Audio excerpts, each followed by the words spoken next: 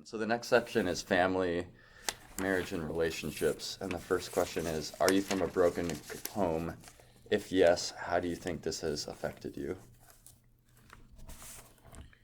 You want to start? Yeah, I mean, this is a question that can seem very personal, and it is very personal. It's a good question for a few reasons. One is I think you're establishing a tone here that at least it follows the way we share pretty deeply about our lives. This is not just superficial factors that we're running through. And so I think to get into something here that is fairly heavy and maybe emotional. In fact, just this morning I did a spiritual assessment that was the second part that took a couple of hours, and it was very interesting to hear answers to this question, where one person came from a home where there was multiple divorce and remarriages. The other person came from a home when there was a lot of fighting and arguing incessantly. And both had the wherewithal to recognize how it affected them and could address that. So for example, one person noted in the spiritual assessment that they had a tendency to withdraw, which they had from a very young age because they were tired of just the conflicts and the fighting there. And he said that he noticed that in his own interactions in other situations. And so I think it's a valuable question to begin to probe there. We don't penalize someone, obviously, for coming from a broken home, and we welcome people of different backgrounds, but we want to be just aware of the different factors that come with that, and it's good for all sides involved to start to have conversations about implications for interacting in the life in the church. Yeah, well, you can't overemphasize how meaningful parental relationships are to people's development. We are to a large degree what we are made to be through our families, and so our interactions with our parents are deep core personal issues. They really make us who we are, and they cause so many of our reactions and views and understandings and attitudes and behaviors. Now, obviously, those things can be modified and shaped and addressed. But one thing is that if somebody tells me they're from a broken home and it hasn't affected them, I think they probably don't have a good understanding, a good self-understanding, because if you're from a broken home, it does affect you. There's effects from that.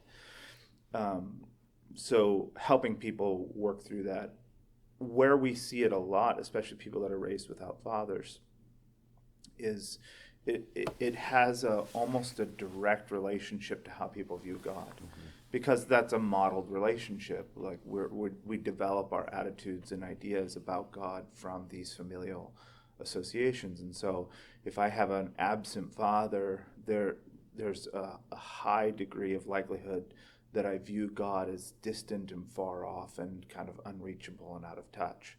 There's just a connection between these ideas, and so helping people, if they haven't seen that, helping them see them, and if they have seen them, giving them support when those kinds of...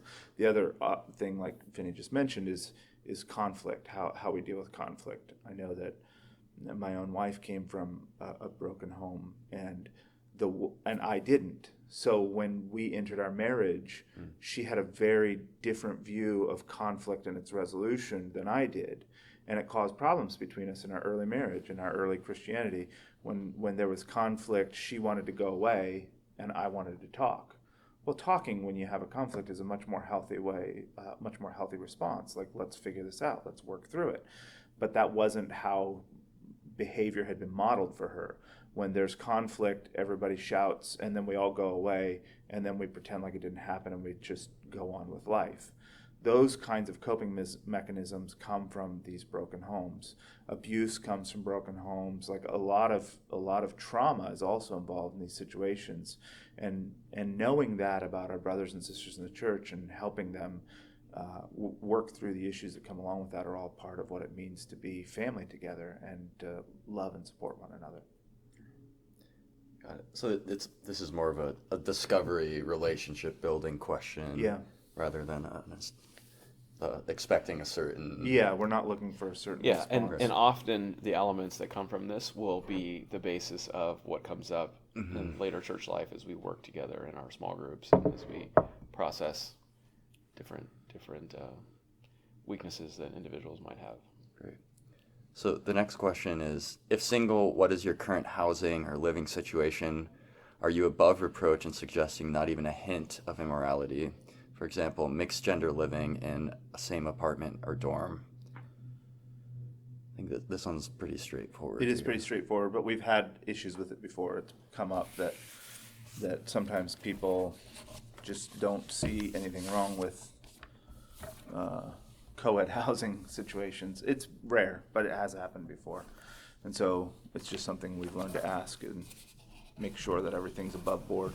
I think too, it's the question of propriety in general. Like if you're a single brother, just an expectation that there's propriety between men and women. That there's not a lot of.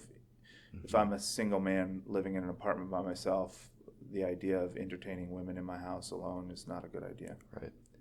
And then I would just ask, I think as we're expanding, we're getting into situations with I'll just say the Sattler dorm where there are students in a mixed environment housing of some environment, sort. Yeah. So what's our guidance on what is not being a hint of immorality? What's the rule of thumb there? The rule of thumb that I use and that I teach my children is that single people ought to treat each other like married people treat each other.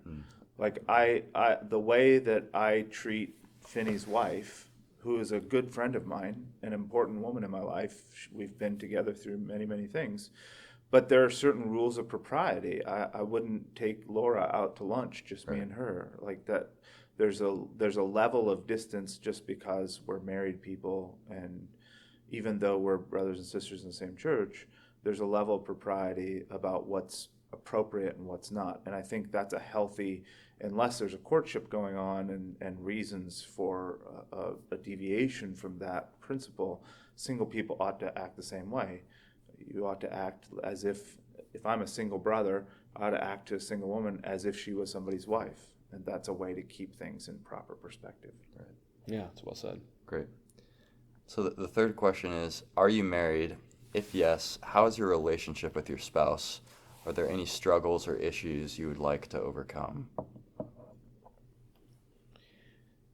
Yeah, so this is a question that is another one that is a very personal question, because here you're asking people to talk about marital challenges, which is obviously something that people are tend to be quite private about. It's similar to what we had discussed in the first question here, that we're looking here not to necessarily put people in a penalty box, but just to see hey, what's going on in your life, and what are the dynamics that you're working through as a couple, and how do we talk through that? And it's a good feed into the next question, number 4, about views of Ephesians 5, which is the passage about the head and the body, and husbands being charged to love their wives like Christ loves the church, and wives being charged to submit to their husbands.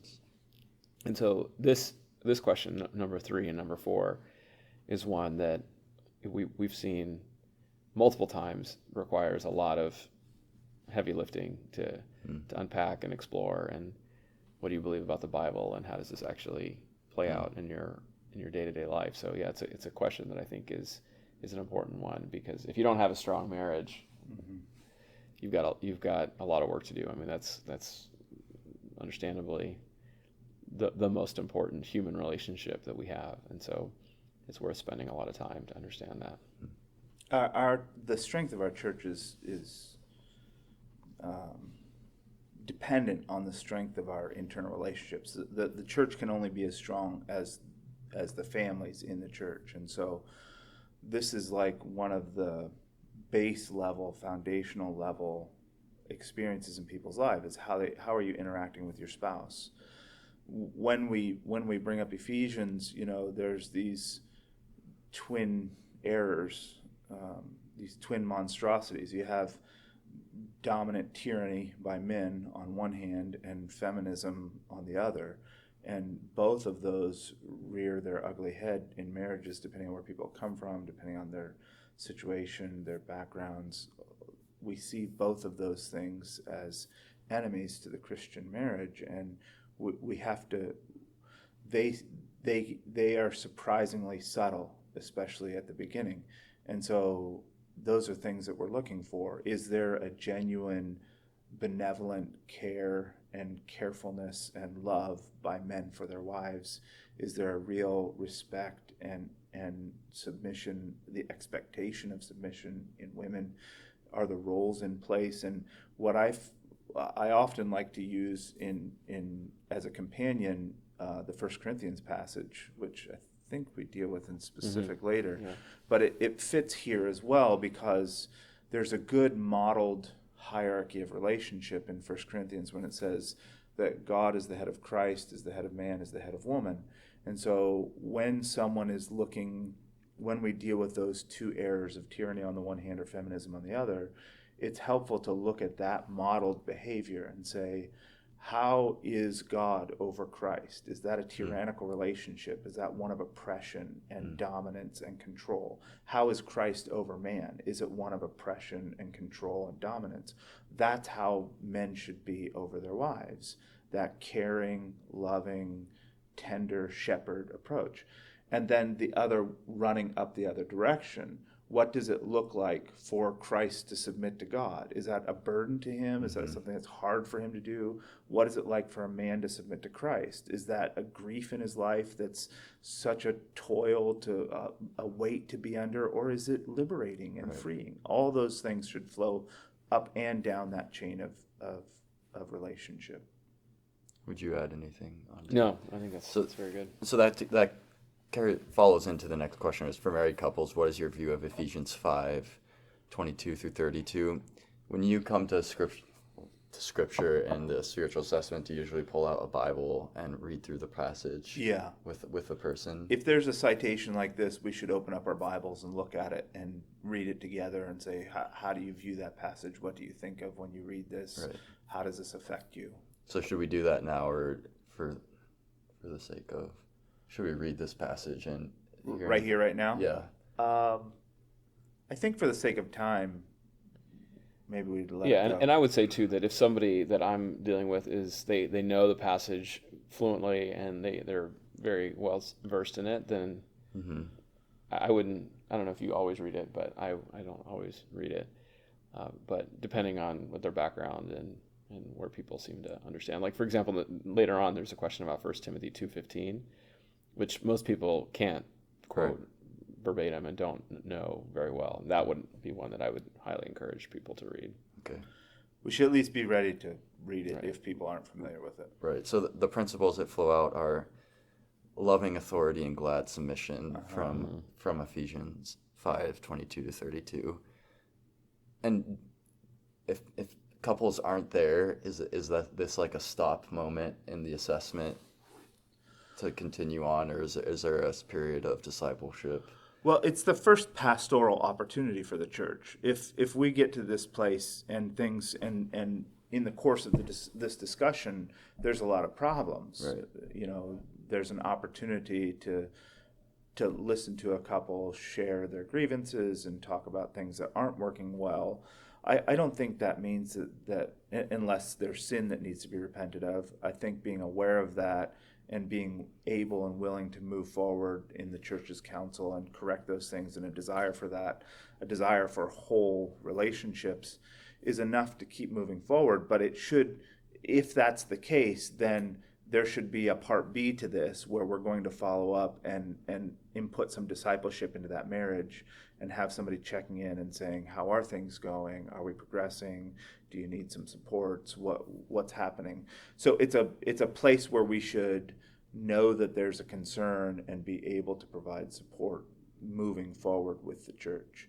Now, if there's sin in the marriage and there's been betrayal or infidelity or or there's just bitterness and fighting and people aren't at peace with each other, then I think that needs to be worked through before we come into the church. Yeah, I mean, there's a number of places in here where it's worth pausing if there's issues, and I would not hesitate to pause and go deep and do Bible studies and spend a lot of time. And this is why sometimes this can take months to work through this list of questions here, because often you'll find something concerning. But the whole point is that this is not intended to be something that you necessarily have to work through in some fixed duration of time. This is intended as a springboard where you can say, okay, well, you know what, let's just spend some time doing some studies on this, and here's some sermons, here's some books, here's some relevant passages. Let's come together and talk through this. And I will say there have been a number of times where we've hit the pause button with different spiritual assessments. And again, I would say never regretting that decision to just slow down and invest the time. Got it. So the next question is, have you or your spouse been previously married?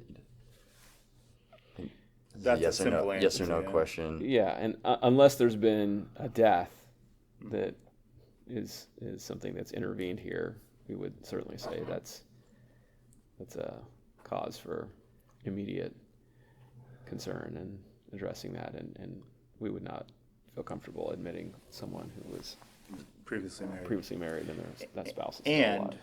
also, sometimes that's surprising. I've been, over the years, I have been sitting down with couples before and been surprised to learn that there was a marriage in the past with one of them or both of them that was of short duration, of many years ago, and it was unknown to the church until the question was specifically asked. So we shouldn't take for granted, in today's day and age, we certainly can't take for granted that people don't have previous marriages. It's important to ask. Right. And I mean, we get into the reasoning behind this. And so how would you counsel someone in a remarriage situation? Yeah, this is a very interesting question because what you're listening for here is they may personally have convictions about, oh, I would not do that, but I wouldn't be able to tell that to someone else. Yeah, right. It happens a lot. And so, we want people who believe this in a thoroughgoing manner. It's not just this private decision that they're making for themselves. It's something where they would be able to, as Jesus says in Matthew 8, teach others to obey everything that I've commanded. So this is not something that is a mere personal conviction, but this is something that we want people to be able to believe and stand on and counsel others to. And if they say that, oh, they wouldn't be able to do that, well, is it fear of man? Is it they don't really believe it themselves? Is it strange ideas about the relationship of obedience to salvation? I mean, what's going on here? So I think that's a very illuminating question that should, if it's not at all clear there, it's worth spending time on that. As a church, we feel that it's clear enough that adulterers do not inherit the kingdom of God. And if somebody is in a case that's considered adultery, that's an eternal matter. And that's the church's prerogative and responsibility to address and deal with properly. And so these are core issues for the church. I think too, the state of Western society and how marriage and family is degrading in our day. It's an important issue for the church to maintain its integrity on.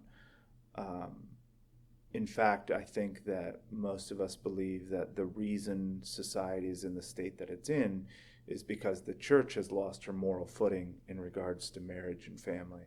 Defining, there's a line of continuity from easily accepted divorce to homosexuality and gender confusion, women in the pastorate. All these things are associated errors that are rampant in our culture.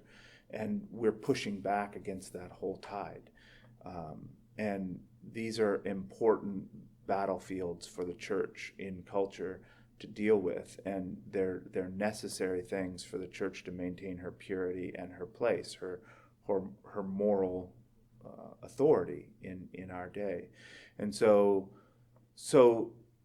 when we ask, how would you counsel someone in a marriage situation, we're looking for an understanding of the importance of that issue. And if they don't have it, to share that with them.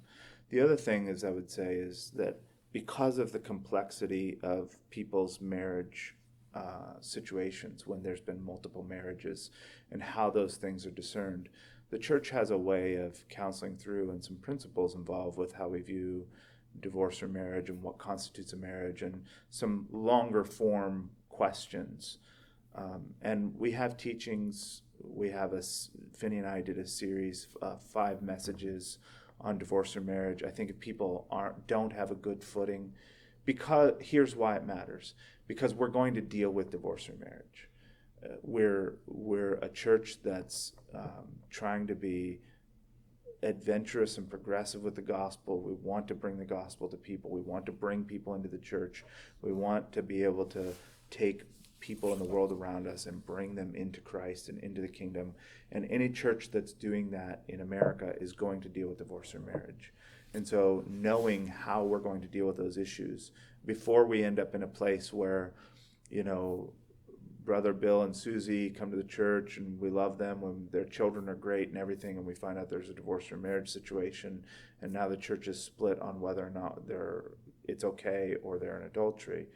We're not going to do that. And so we need to make sure that everyone understands there's principles behind these things. They're eternal principles because, marriage between a man and a woman, Paul says, is a great mystery concerning Christ and the church. Mm-hmm. These things that we do in our homes are intrinsically connected to very big, overarching spiritual principles about Christ and his church. And the parallel between those two institutions is so significant that the church has an obligation to make sure that these things are held in their right and proper place. Right. So if there's confusion about exactly where those lines are and exactly where the church would fall in regards to a particular case and how would we deal with this situation, then it's worth exploring that or looking into the teachings that we already have put together and understanding the church's position on marriage and divorce before those conflicts come up. Right. Is there anything you would add to there? Yeah, it's something that we would all say this is probably the single hardest issue that we face pastorally, and I think it's more difficult than war, than head covering, than pick your hard teaching. I think this is the most difficult. And so we obviously have to engage in this with tremendous sympathy and kindness and compassion. That being said, we have to do it. And our society has made such a mess of the issue. And it's not just America, as we've seen, again, in Africa, it's just as bad, if not worse, with polygamy and what does marriage mean and all that. So this is something that the church needs to become confident and skilled in. And it's similar to what you said, that to the degree that we don't, the world continues to slide into chaos. So it's vital that someone be skilled and confident in counseling others in these situations. So let me take a step. So the principle is remarriage after divorce is biblically prohibited while the former spouse is still alive. Mm-hmm. That's the principle. So in counseling and remarriage, it's separate if there is a marriage that has followed a remarriage, and that separation looks like it's almost like it's not a second divorce, but it's you're splitting and living two separate lives, even if you have shared children, mm-hmm. and you're trying to do that cognizantly. Is there anything that's basically the counsel that? Yeah. So the one of the simplest reductionist views comes from Justin, who says all who marry twice sin in Christ Jesus, and it really is that simple at its basis form. Mm-hmm. Remarriage is sin. If you have a living former spouse, you can't continue in another marriage. I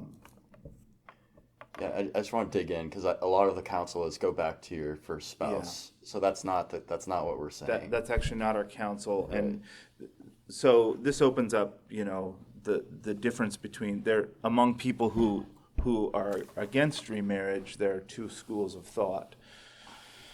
And I don't know how in depth we want to go, but what Followers of the Way teaches is that based off of several different passages, starting the Old Testament and running all the way through Jesus' counsel to the woman at the well, there's a perspective that says if you engage in a second marriage while there's a marriage existing, that makes neither attainable, neither are practicable. They're both binding in a certain sense, and they're both exclusionary in a certain sense. So you've made yourself one flesh with two women, or in the case of a woman who's remarried, you've made yourself one flesh with two men. And that's an irreconcilable position. So you're in a place where the result of Jesus' teaching in Matthew 19 is that he says that some will be made eunuchs for the kingdom of heaven. Some people, after hearing his teaching, will choose to remain single in order to be obedient, and that's the state with those people. And then I know you have a teaching on the victim clause that a lot of people drift to. And Yeah, I would highly recommend that people go onto our website or go onto YouTube. We've got several messages on this. There's a book online that I think we might have it on our website as well, but I'm sure you could find it online. Dear Pastor by Roger Hertzler that covers this if someone wants a written piece on it. I'll say a couple of high-level comments. So, this notion of counseling a separation is exactly what John the Baptist was killed for, right? So this is something that is not unprecedented in Scripture, and you have other examples, Ezra, who does this in the Old Testament as well. But the second thing I would say is that some of these cases that we're talking about do you go back to the first or do you remain celibate, we have a lot of material about this, but I would say Deuteronomy 24 is a great place. Even in the Old Testament, it was not allowed to go back to your first spouse, and it was called an abomination, in fact. And so the idea that somehow in the New Testament, that's now... the bar is lower. Yeah, the bar is lower, and that you can would seem odd given just the general tenor of what Jesus does with the Sermon on the Mount and in general with the Old Covenant, that he makes proclamations that are more piercing, more difficult, more challenging. And so we also have the woman at the well in John, who Jesus says she has no husband, even though she's been serially married apparently a few times. There's good biblical warrant for this there, and I would invite people to go and study that in more detail on our website and using some of those materials I mentioned. Great.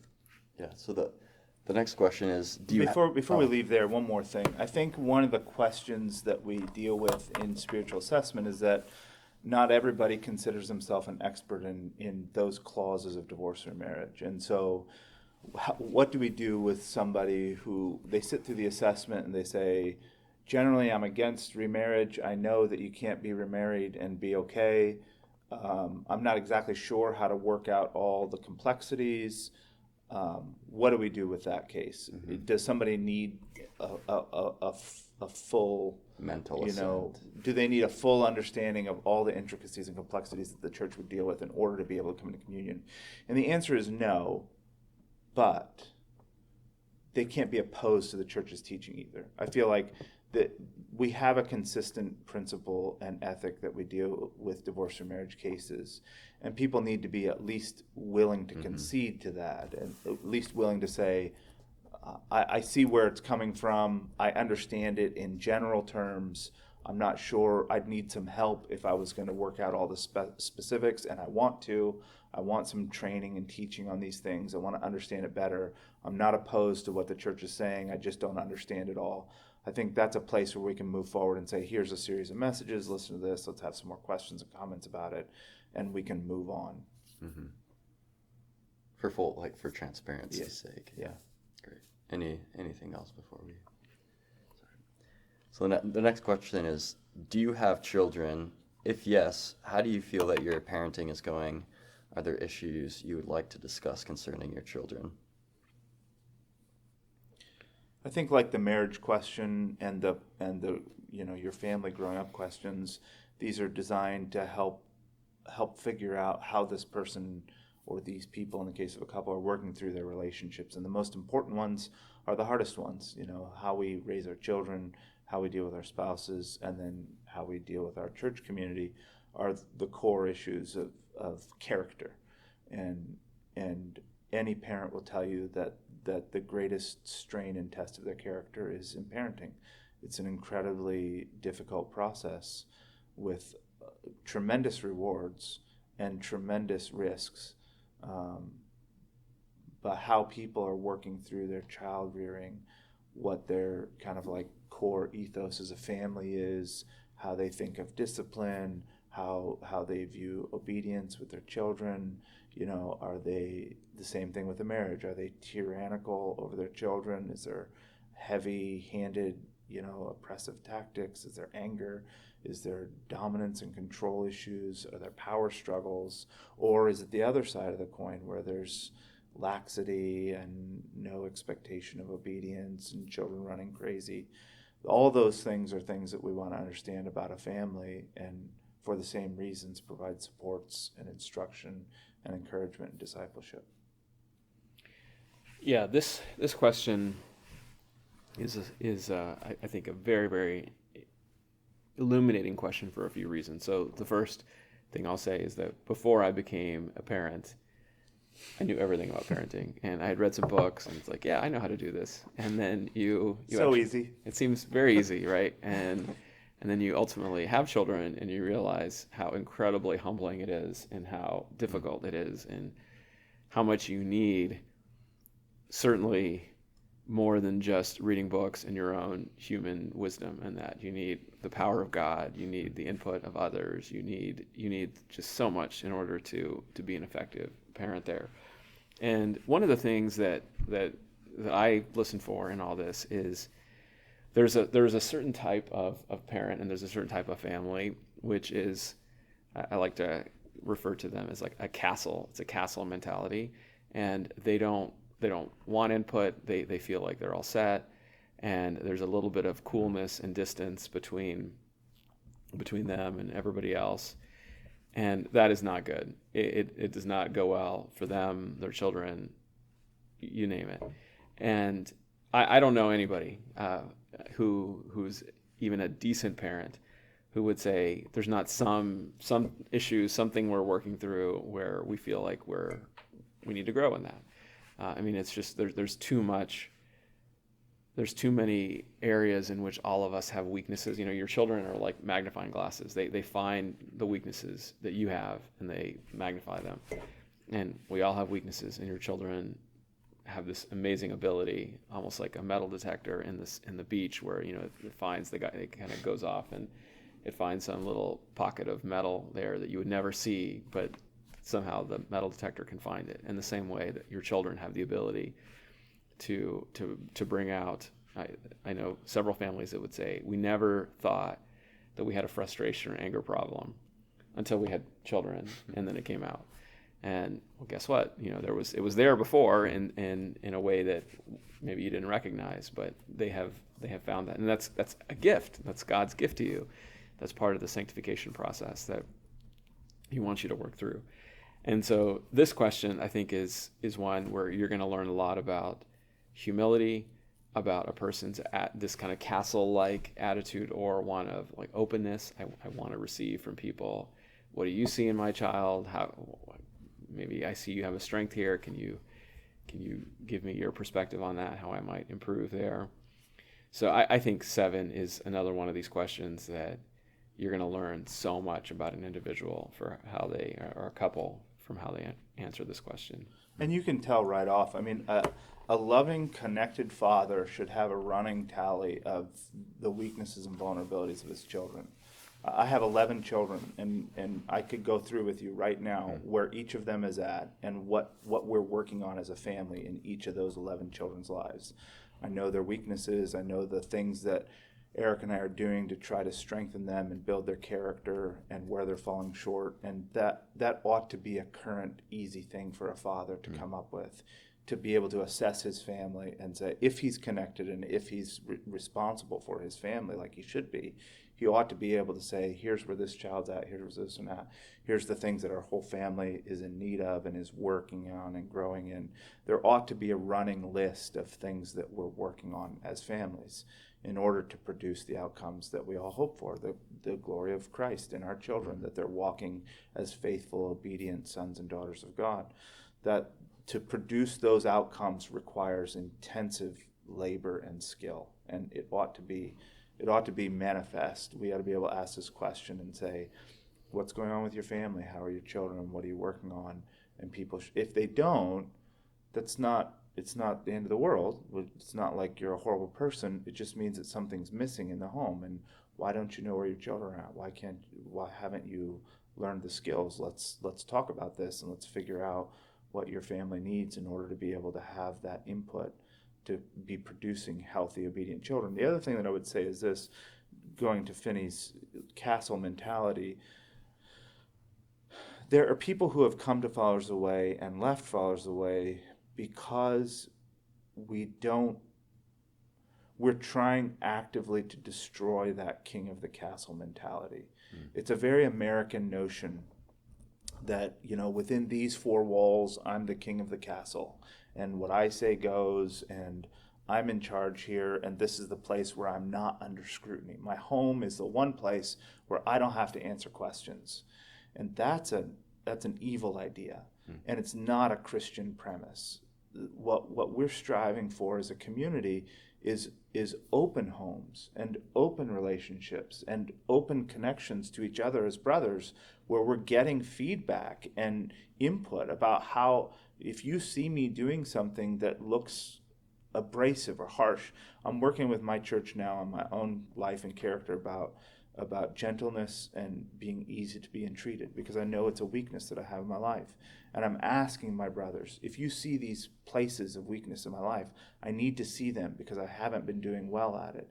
And I want that input, and I want the whole ethos behind community-focused church life is so that there's somebody close enough that knows that things are going well or they're not, that I can receive input and correction and encouragement from my brothers and sisters in the church that actually know how my family's going, that live on the other side of the wall or underneath me or next door to me, so that there's someone close enough to see how it actually goes, not the face that we put on when we come to meeting with the church, but the regular daily nitty-gritty life. And I would also say that in regards to those community structures, which we're always trying to foster and always trying to bring the church closer and closer together, that rubbing of family life, when Finney and I lived in the same community, just having children living in the same space and playing in the same yard and breaking the same toys and messing with,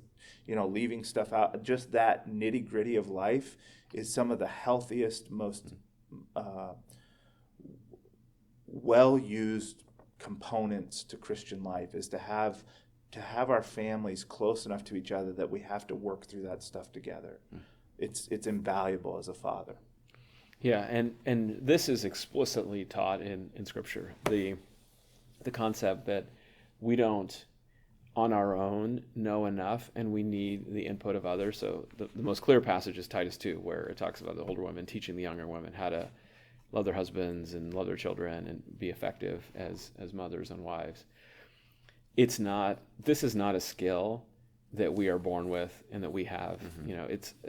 It's such a rich domain that touches on so many different skills of emotional intelligence, of specific skills that you're imparting to your children, discipline, love, gentleness. I mean, there's so many things. It's the ultimate job. And in the same way that if you're a tradesman or a doctor or an engineer, somebody trained you in those things. You didn't just know how to do those when you were 18 years old on your own. I think it's very arrogant, and I think it's just hubris to believe that somehow you've got it all together and you can't learn and grow in that. And like I said, I think the Bible explicitly validates that. Great. Yeah, thank you for that. I've never heard that talk through that in depth. Is there anything else you would add? On question 7, no. Okay. So the next question, this is a big question. What is your attitude towards children? What is your attitude toward mothers staying at home and raising children? And then it says discuss 1 Timothy 2:15 and Titus 2:3-5. Why don't we actually read those? What were the references again? 1 Timothy 2:15. And Titus 2:3-5. 2:15 says, notwithstanding, she should be saved in childbearing if they continue in faith and charity and holiness with sobriety. And Titus 2.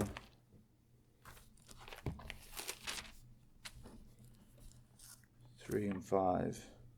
The aged women likewise, that they be in behavior as becometh holiness, not false accusers, not given to much wine, teachers of good things, that they may teach the young women to be sober, to love their husbands, to love their children, to be discreet, chaste, keepers at home, good, obedient to their own husbands, that the word of God be not blasphemed. Those are the passages referenced there. Yeah, there's we could spend a long time discussing this one, but just to maybe give some high-level comments here first. So, we certainly want to affirm this notion that there is a beautiful vocation that God has given to the mother, to the wife, which is to, as it says in that 1 Timothy 2. The 1 Timothy 2 passage is kind of shocking, that it's even, she will be saved through childbearing if they continue in the virtues that were listed there. And it's given in this salvific language, and we kind of want to shrink back from that, but we shouldn't. That's the words of the Bible, that there is a divinely appointed vocation of child rearing that the woman is given, which is a very noble and very, very worthy vocation that we want to affirm there. And so our attitude towards stay-at-home mothers, for example, is one of uplifting and celebrating and affirming. And particularly in the world that we live in now, where it's looked down on, it's denigrated, it's what's wrong with you, we want to be saying again and again and again how important we view this vocation as being. And so our attitude is one of tremendous encouragement, tremendous validation, and then even questioning the rise of the model where women are basically offloading that responsibility onto a daycare or a school or some other third party there. That's not the biblical design. And my wife often reads articles about this, and she a couple weeks ago was telling me about an article. I didn't read it, but she was saying that this individual in the article said, so many people say it would be so much easier if I didn't have to raise my children at home, if I could send them off to some other place. Well, it would be so much easier if you didn't have to live with your spouse and work with all the warts and conflicts that we have there. But the point is you don't live in separate homes and say, because it's easier, we're going to do that. Well, the point is you work through it, because it's mutually sanctifying, and there's a greater good that you're striving for in that.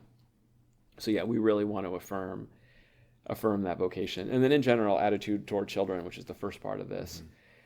There's a message that I gave called "Give me children or I die," which is a quote from Rachel in Genesis, that we want to affirm children, and we believe that children are a blessing, and they're not to be regarded as burdens or hindrances. They should be regarded as something that God gives us, that is the highest blessing, the highest earthly blessing that we can get is children. I once heard a talk many years ago from someone who said, if I had in this hand here $1 million, and I have in this hand here a child, which one?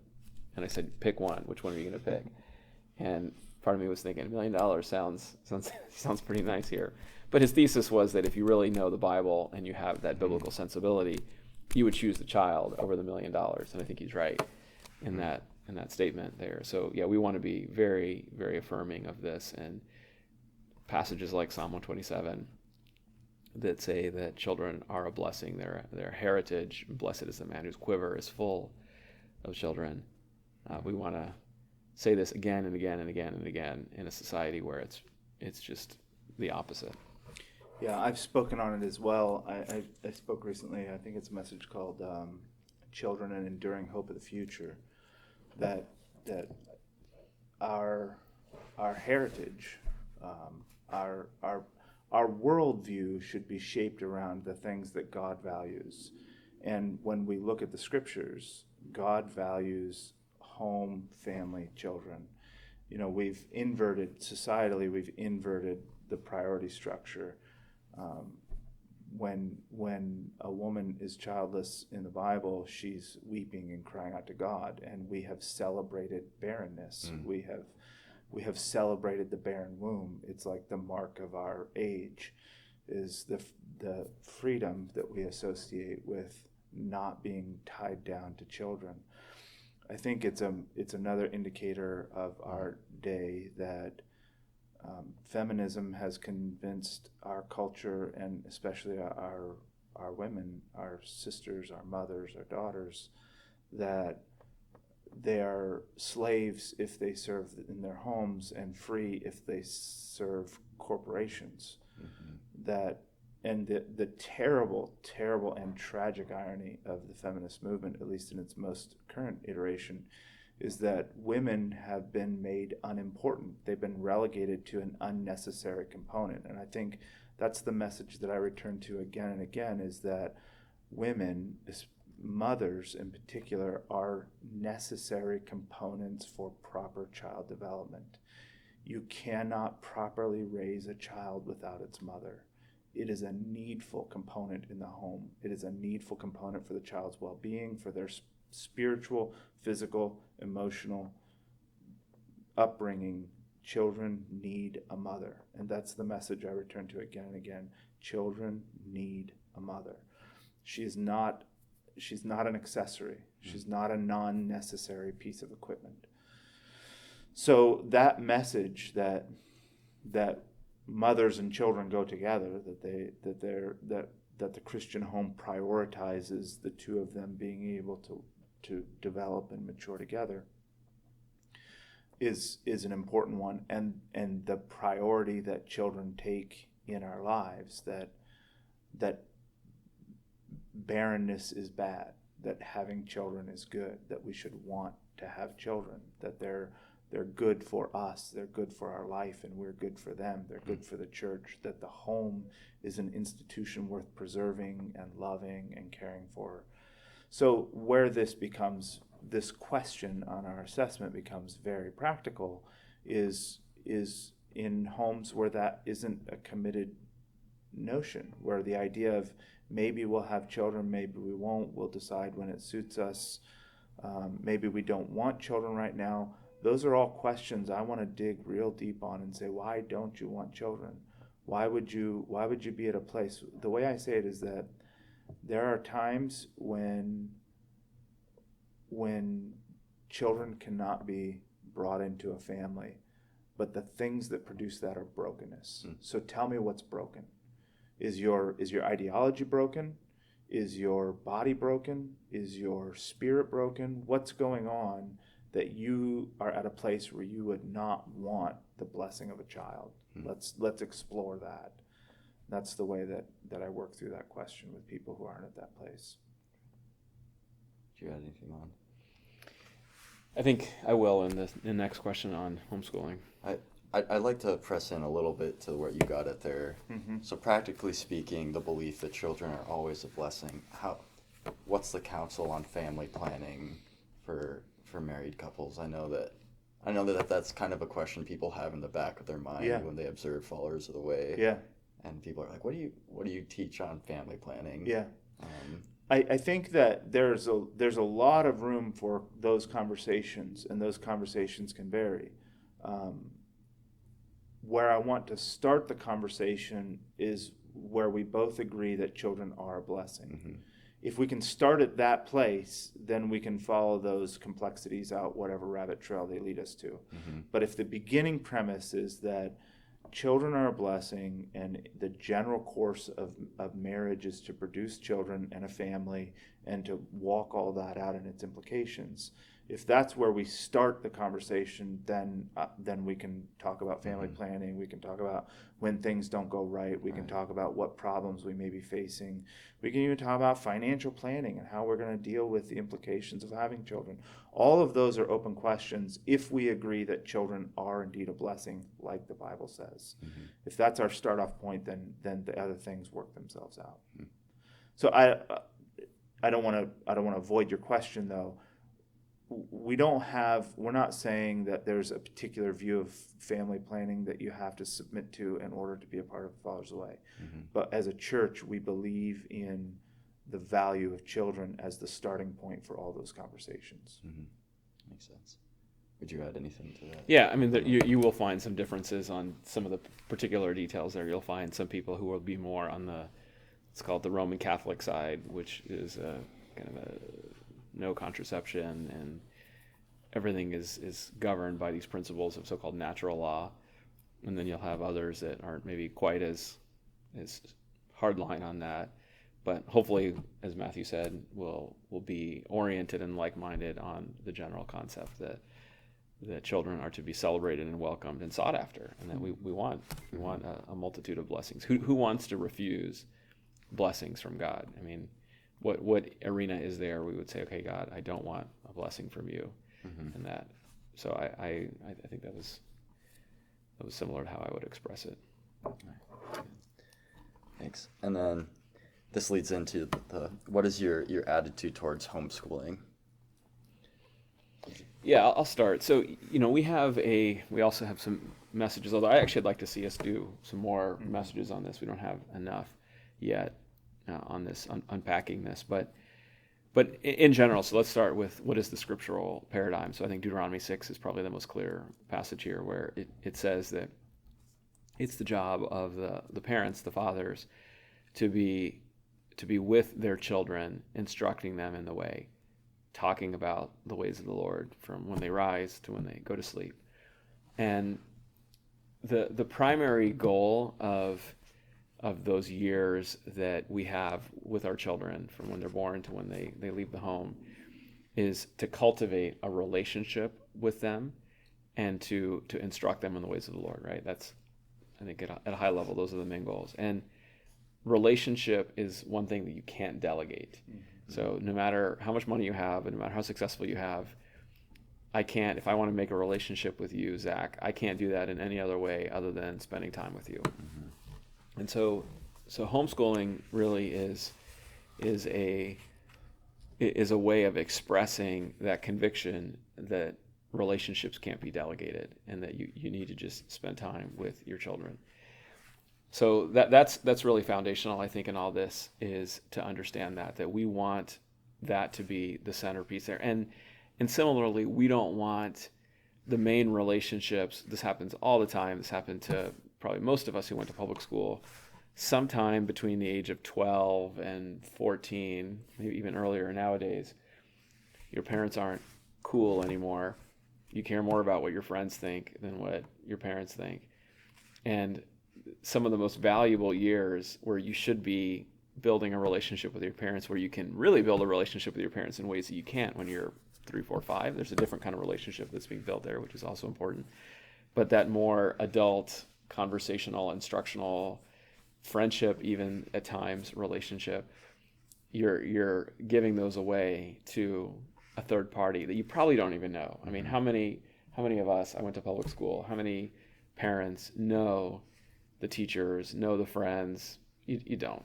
And yeah, you might have a parent-teacher day or something like that, but those are just fig leaves that cover up the fact that you really don't know what's going on with your children. And the standard stereotypical answer is, how was your day? Fine. What'd you do? Nothing. And you've given up the best part of your day, the waking hours, your morning hours, your lunch, your afternoon, to this mysterious entity that you don't really know. And you've really sacrificed, probably for the sake of academics or for the sake of just this kind of fatigue, or I don't know how to do it, or it's overwhelming to me. And both of those are not good reasons. Like if you're sacrificing relationship for either academics or just the daunting prospects of, and it is daunting, of knowing how to keep your children in order, you've made a huge mistake right at the outset.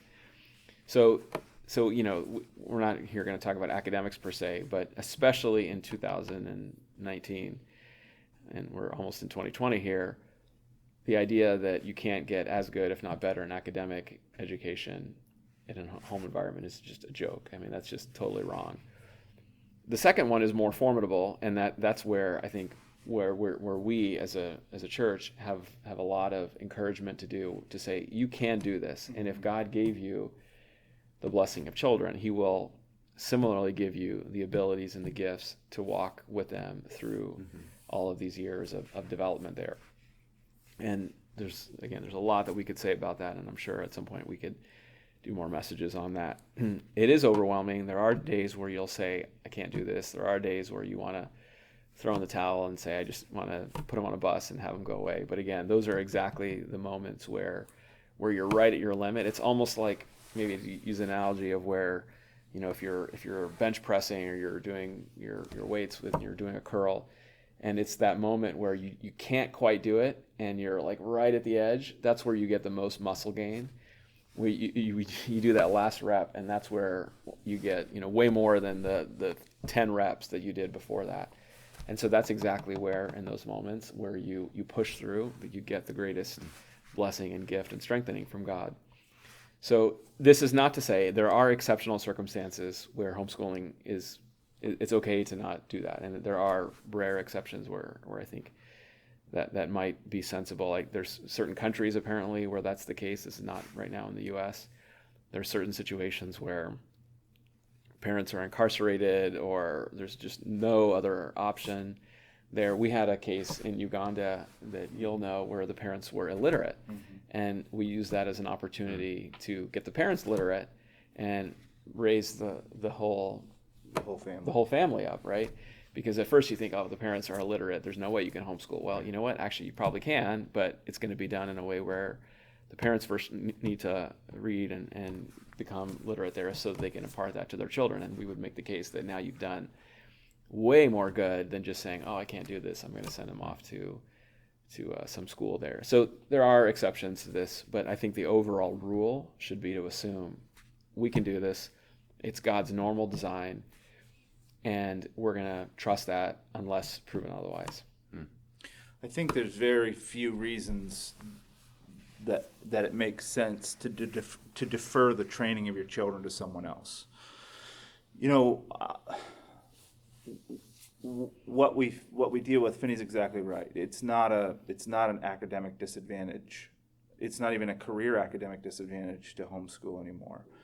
We're not in the 70s when the homeschooling movement in America was just getting off the ground, and it was kind of like an underground, am I breaking the law kind of movement. With the internet and the explosion of homeschooling in America and homeschooling curriculum and online resources, there's really zero limitation and nothing but benefit to be had from home education as far as the academics are concerned.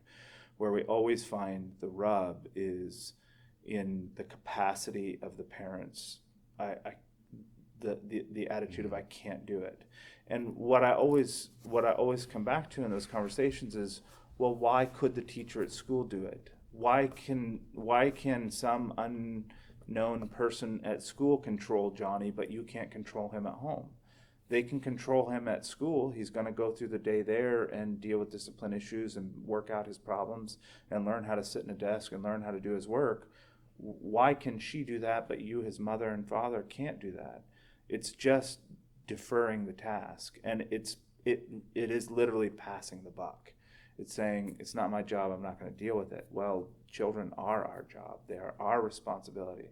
That Deuteronomy passage is so stirring to me, that God's expectation is that, and it's not about academics in Deuteronomy, it's about teaching our children to know the Lord, that they should know his ways, that my opportunities with my children are finite. I have just this small amount of years to make that impression, and not just the years in my home, but the early formative years, the 0 to 8, 10 years where they're really developing all the formative parts of their self. And I want my hands in that. I want to be involved in it. I want to be shaping their character and their discipline. I want to know that care, compassion, concern are what are dictating the things that are shaping their environment, and that I see for my own eyes and have my wife and I deal with the character problems, the inability, the lack of discipline, the short-sightedness, the temper, whatever's going on, that Erica or I are there with my children, making sure that those things get addressed and that we move on. Those things are just invaluable components to parenting, and to defer that to someone else is a really hard sell. That's what God is doing in His intentions with family. Yeah, I'm going to add a couple more things here. You know, there's a lot of people who believe that they need a bell and a desk in a classroom, and a certain way of doing things, because they'll say, like, my child won't listen, or they're somehow beyond my ability to control them. Well, wow, what an amazing opportunity you have now, because you have identified, if you can't control your child in an orderly manner where they can sit and learn math and language arts and history and all those things, that has just shown you that you have a deficiency in your parenting. And in the same way that if you went to the doctor and you found out that you were deficient in a vitamin, and deficient in vitamin D, and your bones are soft and you've got rickets or something like that, well, does it make any sense to then say, well, my treatment for that is I'm just going to sit in a wheelchair all day, and I'm not going to? You would say, no, the fix is you get vitamin D, you get your bones in order, you exercise, you get yourself to a place of health.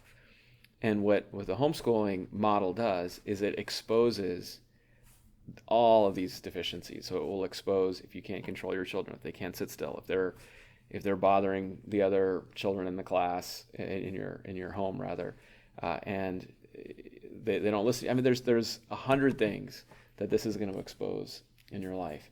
And every one of those is something where you have to then say, you got to go to God, you got to go to your spouse, you got to go to other people in the church. What am I doing wrong about this? How do I fix it?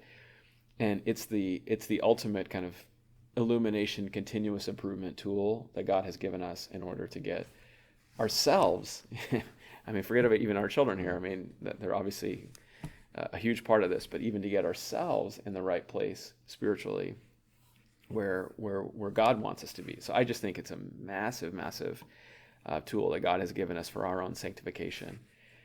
Another thing that I'll say too is, there's pretty interesting verses in the Bible. There's Malachi talks about how near the end of Malachi, how the goal of the new covenant and what it's going to inaugurate is fathers turning their hearts to the children and the children to the fathers. And I think about, so I personally do a lot of teaching at Sattler, at Eventide. I give talks all the time in various locations. And one of the questions that I have for myself, I have a set of questions where I use just to probe my own life, is am I giving more of my teaching abilities and my best to strangers that I barely know relative to my own children? Because if I am, that's just pathetic. I mean, what does that say, that I'm giving the best of what God has given me to some random person that I'll probably never form a relationship with, and my children at home are lacking in that? There's something wrong with that picture. I'll give you a great example. Just yesterday, I took my 3 boys.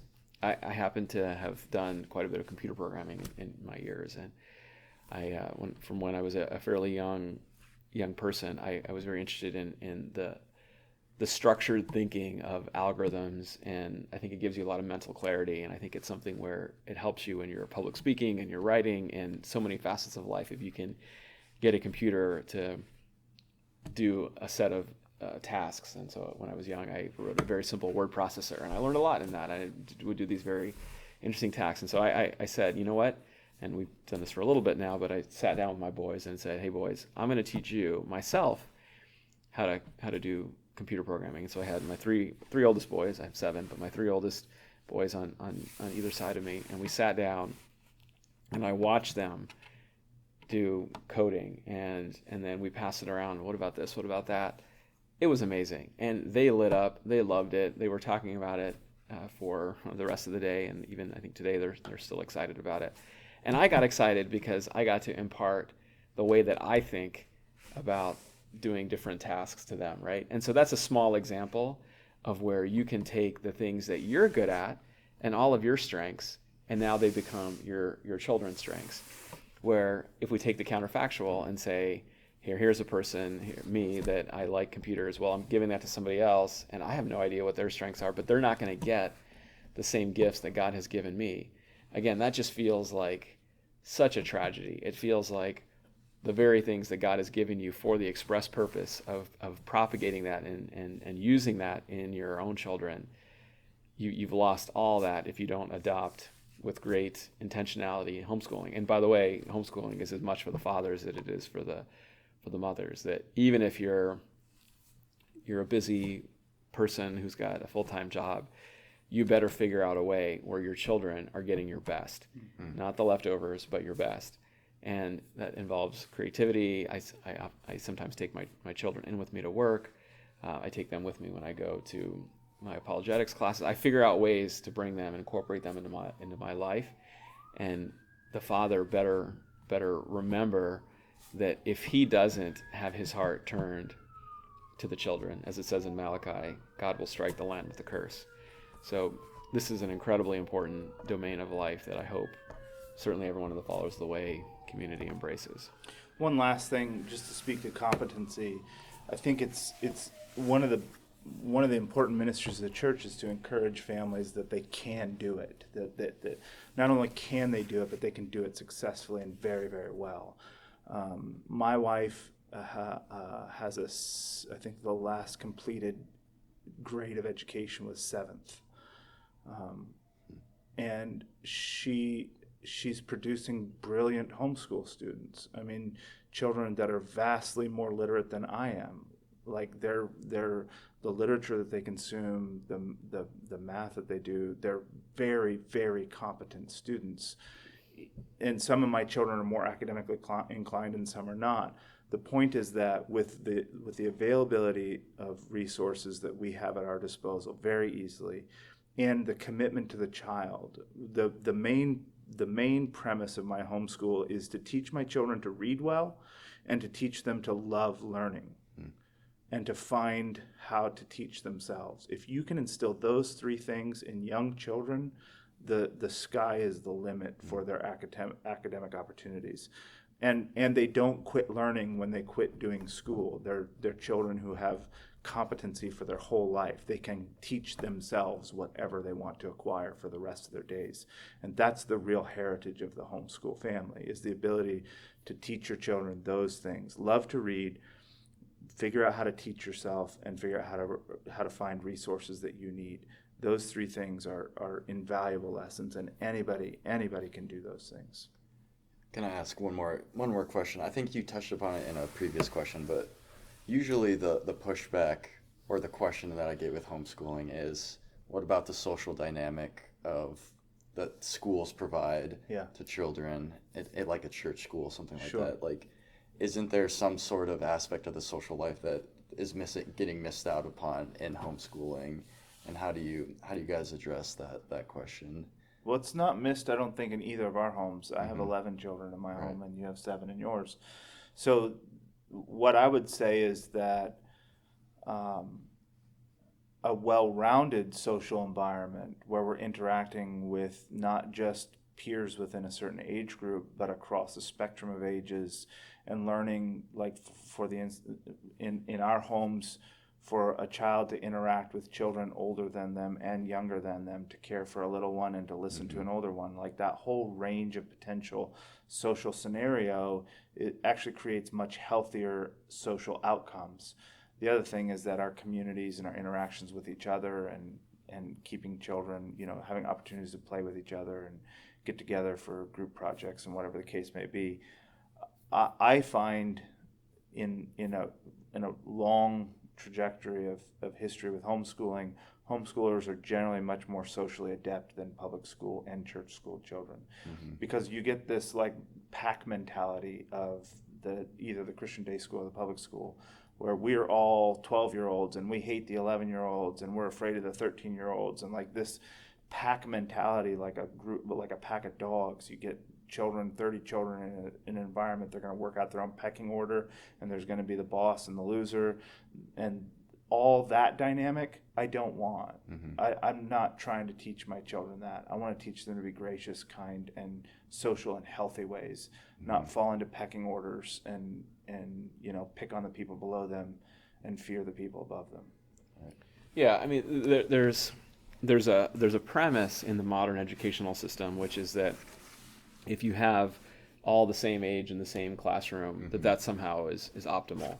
And I would challenge the whole question and say, well, has this public school or the church school, whatever it is, has that really succeeded even in producing good social dynamics and healthy Christian children that we would be proud of? And I would say, I think most people would concede the answer is no, right? Schools are where the problems are. Yeah, exactly. I mean, when you look at the foolishness and the evil that gets transmitted from child to child in a school, I mean, it's certainly that my experiences were generally negative there.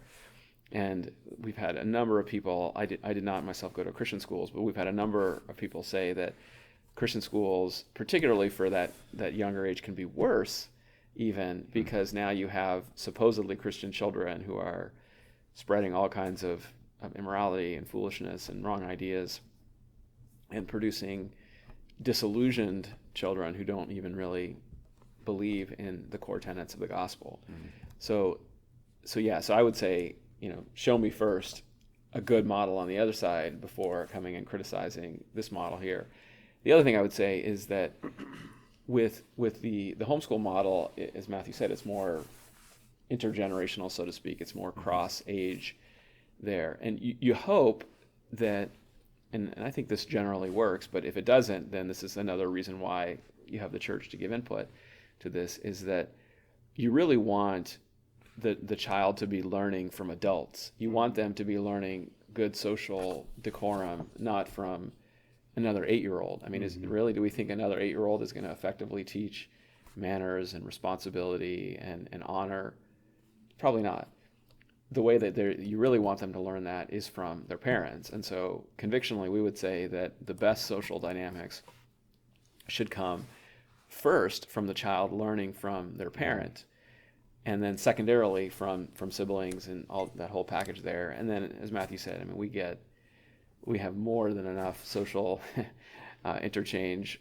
We happen to live very close to other families that all homeschool, and there are these kind of unofficial recess times where they go out and they're making igloos and forts, and it's amazing. They have this newsletter they've developed, and they're now selling subscriptions. My boys yesterday with some of the other boys that live next door, part of the church. In fact, I think it's in my pocket. They came back with they said, we earned $50. Keep this $50. They earned that in a couple of hours there with working, just raking leaves with other boys there. So they gave it to you. I'm the piggy bank. Oh. So there's a great. They've learned plenty, and I think they have a good amount of social dynamics and interaction from other children that are part of the church. And if you do have a more Acts 2 community house-to-house model, they're going to have lots and lots of interaction with other children, but within a supervised environment where other families are there, and it's not just, like I said, off in corners, and you have no idea what's going on. And that's just the follow-up to this question is, how do you prepare a child through homeschooling to confront the world when they're not under your roof? That comes through the church, and our homes are open places. I mean, we have lots of interactions with lots of different kinds of people in our home and in our church settings. There's not many nights of the week that somebody's not sitting at our table and we're having conversations about important issues. But the question is, do children develop their social cues from their peers or from model behavior from the people that are instructing them? And I think the homeschool answer is that my children learn social interaction through what's modeled in the home and what's modeled by their parents, and those become the ways that they interact with the world.